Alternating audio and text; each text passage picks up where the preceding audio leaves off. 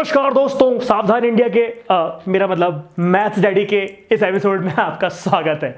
आज हम लोग फिर से कंटिन्यू करने वाले हैं वही कड़ी जहां पर हमने पिछले वीडियो में छोड़ दी थी, कंप्लीट नहीं की थी। तो हमने स्प्लिटिंग द मिडिल टर्म तो सीख ली है। आइए इसको और पक्का करते हैं। रिश्ते में तो हम तुम्हारे बाप है, बाप है, बाप होता है, बाप बाप होता है, बाप बाप होता है। तो दोस्तों यहां पर आपके पास 8 क्वेश्चन, आपको समझ में भी आ गया है कि मिडिल टर्म स्प्लिटिंग के लिए क्या फंडा होता है। मल्टीप्लाई करके AC और प्लस करके B। तो यहां पर आपका AC क्या है देखते हैं। 6 × -5 -30। याद रखिएगा कि ये नेगेटिव पॉजिटिव से बहुत कुछ चेंज हो सकता है, इसलिए आपको बहुत ध्यान देना है। अब 30 और 13 कैसे लेके आया जाए। 10 और 3। अब नेगेटिव साइन भी चाहिए तो ऑब्वियस सी बात है बड़े वाले पे लगा देंगे। दोनों चीज जस्टिफाई हो गई हैं, मिडिल टर्म को हमने स्प्लिट कर दिया है। तो बस -13x की जगह, ओहो -13x की जगह लिखना है आपको। तो ये चीज तो क्या ये हो पाया? नहीं।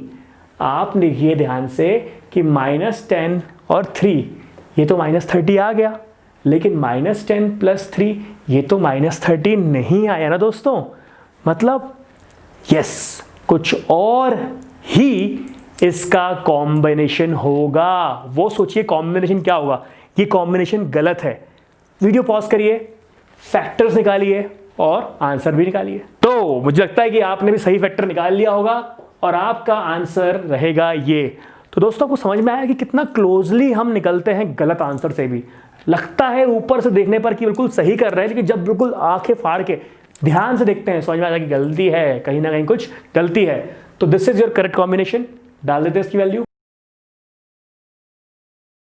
फिर से बनाया कॉम्बिनेशन। कॉमन क्या निकलेगा यहां से? 3x। यहां से कॉमन क्या निकला? 1, राइट।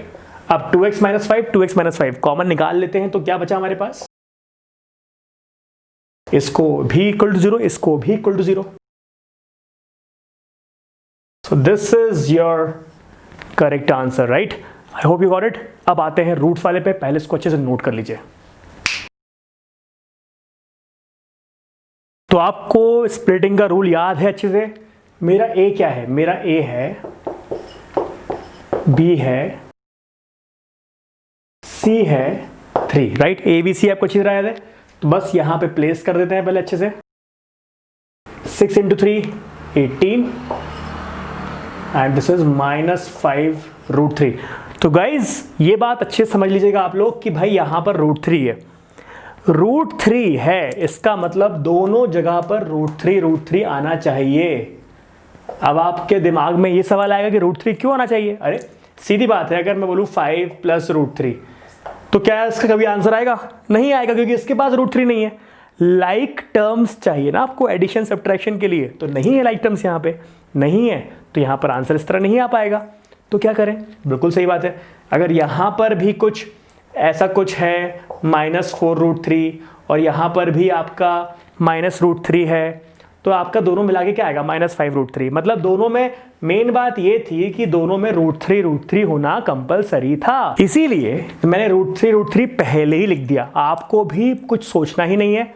अगर आपको लगता है कि ऐसा कुछ टर्म है तो आप डायरेक्ट प्लस माइनस में अगर कुछ है, √3 है या √2 है या √5 है, तो पहले ही लिख दो। और ऑब्वियस सी बात है जो यहाँ पर आएगा वो ऊपर तो आएगा ही आएगा। लेकिन अभी पूरा ब्लैंक भरा नहीं है। देखिए जरा ध्यान से, √3 × √3 क्या होता है? 3 में ऐसा क्या मल्टीप्लाई करूं कि 80 न जाए? तो 6 का एक कॉम्बो बनता है। मैंने 6 यहाँ लिख दिया। अगर 6 यहाँ लिखा है तो यहाँ भी लिखना पड़ेगा। अब अगर मैं दिमाग लगाऊं तो मेरा ऊपर वाला तो वैलिडेशन हो गया, ऊपर वाला वैलिडेशन मेरा हो गया। लेकिन अभी भी मुझे पता है कि मुझे यहाँ -5 लेके आना है, -5√3। मैं कहाँ पे लगा दूँ यहाँ माइनस साइन कि मेरा आंसर आ जाए? मुझे समझ में आया कि यार यहाँ पे लगाऊंगा तो मुझे -5√3 मिल जाएगा। लेकिन अभी भी एक डाउट बना हुआ है कि भाई यहाँ पर तो माइनस आंसर आ गया, पर मुझे माइनस चाहिए ही नहीं था।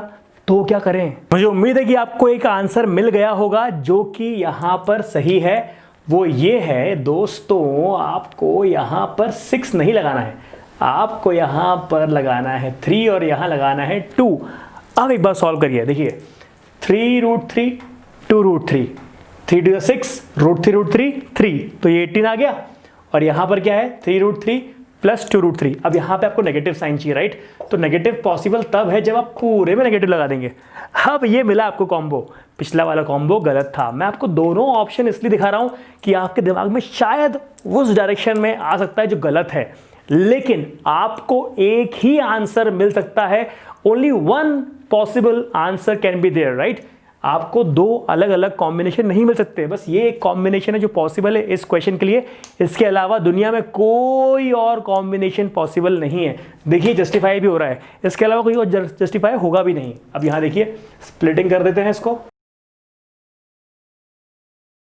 अब बस कॉमन निकालना शुरू करते हैं। 3x कॉमन निकल रहा है पहले तो।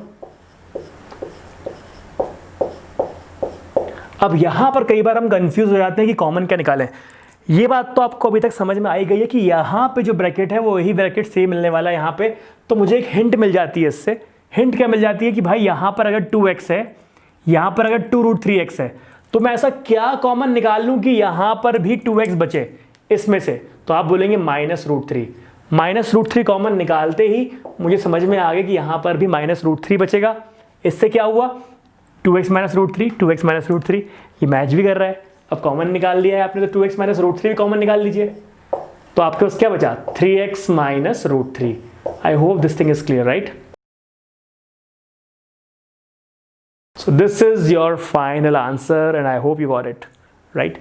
सेम तरह का सवाल है आपके पास फिर से यहां पर अगला सवाल, जिसमें मल्टीप्लाई करके हमें चाहिए 6, क्योंकि 3 × 2 6, और प्लस करके चाहिए हमें -2√6। ये बात भी क्लियर समझ में आ गई आपको कि भैया यहां पर √6, दोनों में √6 आएगा ही आएगा। ठीक है, अब देखिए यहां पर क्या चाहिए √6 × √6, 6 ही चाहिए, पर यहां पर क्या चाहिए -2√6। वो पॉसिबल कब है जब आपने दोनों में नेगेटिव साइन लगा दिया, राइट? आप प्रैक्टिस करते जाओगे ना तो आपको ऐसे सवाल बनते जाएंगे, पर प्रैक्टिस करना जरूरी है। -2√6 को -√6x -√6x से ब्रेक कर दिया। 3 कॉमन निकाल लेते हैं 3x।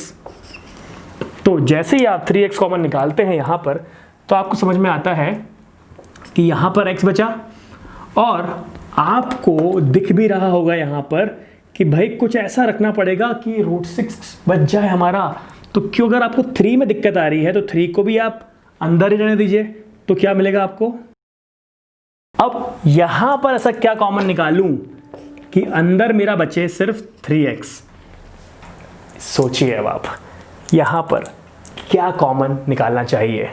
अगर आपको लगे कि आप फंस रहे हैं तो एक काम करिए, यहां पर रखिए आप √3 और यहां पर √3 कॉमन निकाल लीजिए। ऐसे में कॉमन लेने में बहुत दिक्कत आने वाली है, इसलिए बी प्रिपेयर्ड। √3 जैसे ही कॉमन निकालेंगे तो यहां पर √3x बचेगा, क्योंकि √3 × √3 3x, और यहां पर क्या रख दें, ऑब्वियसली बात है √2, तो √3 × √2 क्या होता है √6। अब सेम तरह से आपको यहां पर भी क्या चाहिए √3x चाहिए, और यहां -√2 भी चाहिए। तो ऐसा क्या कॉमन निकालूं √6 में से जो कि आपको यहां √3 बच जाए। तो ऑब्वियसली बात है √2 निकाल लेंगे, -√2, और जैसे ही आपने निकाला तो ये √2 क्या हो जाएगा 2, तो ये जस्टिफाई भी हो रहा है। बस √3x -√2 कॉमन निकाल लीजिए। क्या बचा आपके पास, दोनों बार आपके पास सेम ही आंसर आएगा।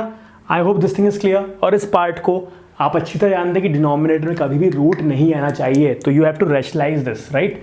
रैशनलाइज करके ही आप इसका आंसर लिखेंगे। I hope this much is clear. मैं गायब हो रहा हूं, आप नोट डाउन कर लीजिए इतने को।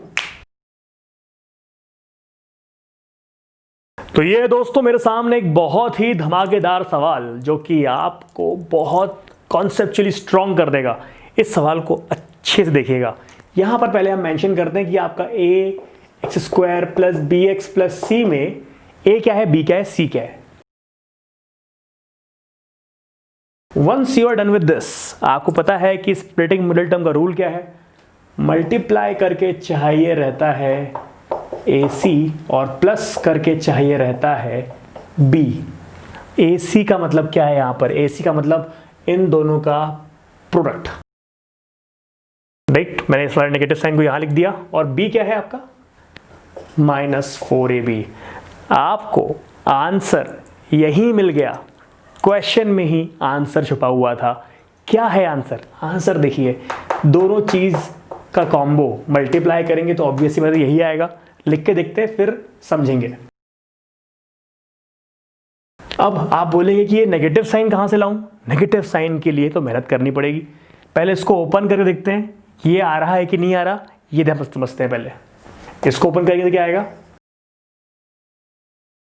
आपकी कंडीशन ये है कि भाई -4 भी चाहिए, -4 भी चाहिए। इसका मतलब अगर मैं यहां पर नेगेटिव साइन लगा देता हूं और यहां पर पॉजिटिव साइन लगा देता हूं तो ये होगा -a² -b² और ये होगा -2ab। यहां पर a² और b² इस -a² -b² से कैंसिल हो जाएंगे और ये जो -2ab आया है ये -2ab मिला के -4ab आएगा। I hope you got it कि हमें नेगेटिव साइन कहाँ लगाना है। हमें नेगेटिव साइन यहाँ लगाना है। जैसे यहाँ लगाएंगे तो हमें एग्जैक्टली ये यहाँ मिल जाएगा और ये चीज़ यहाँ मिल जाएगी, राइट। आगे सॉल्व करते हैं, बहुत ही इंटरेस्टिंग क्वेश्चन है ये।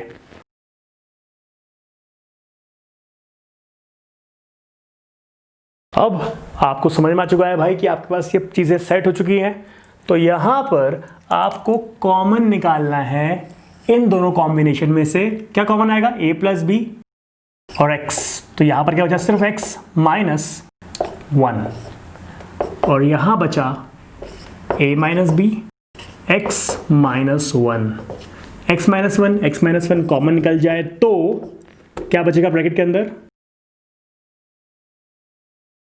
ये भी इक्वल टू 0, ये भी इक्वल टू 0। x = 1, ये पहला आंसर है आपका और ये है आपका दूसरा आंसर, राइट।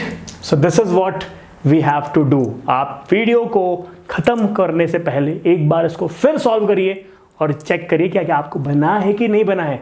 बहुत इंपॉर्टेंट क्वेश्चन है, note it down.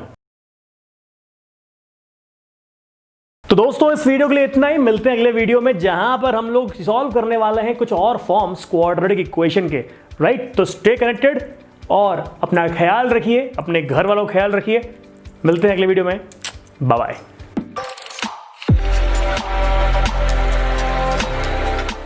C6 midgets that be fire juggling. Maybe it's just me, cause my mind is struggling. Babes, boyfriend is acting like a clown. Know what's going down every time that we in town. Taking a look through the peephole. Yo, everybody's getting geek, bro. Stop the hate and let them neeks know.